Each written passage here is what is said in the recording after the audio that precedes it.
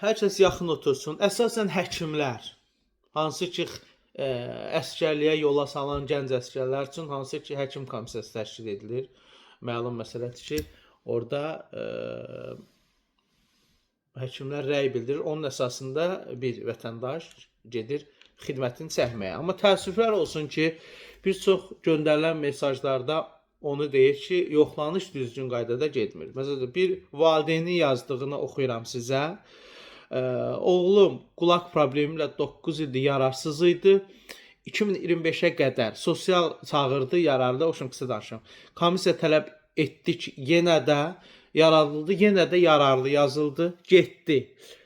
Deməli 7 aydır xroniki irin hər iki qulağında zəifliklə təxris elədilər. Deməli 7 aydan sonra təzədən əsgər təxris elədilər və əsgər xidmətə yararsız sayıldı. Amma yararlı kimi göndərmişdilər. Ümumiyyətlə belə şeylərdə valideynlər çox müraciət edir. Biz təzminat, dəymiş ziyanın ödənilməsi, məhkəməyə müraciət edək, etməyək. Yəni insanları ora-bura niyə salırsınız ki, sizin məqsədiniz nədir ay həkimlər? Yoxlayanda yəni bu nədir? Və ondan əlavə yenə də bir müraciəti sizə çatdırım.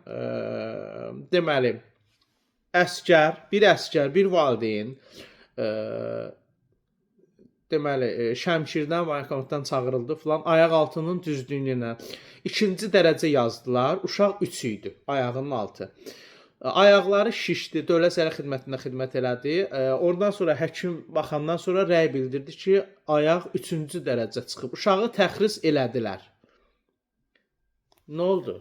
Belə niyə edirsiniz ki? Yəni yoxlama harda düzgün getmir? Harda yoxlama düzgün getmir ki, bax belə hallar, belə müraciətlər çoxdur.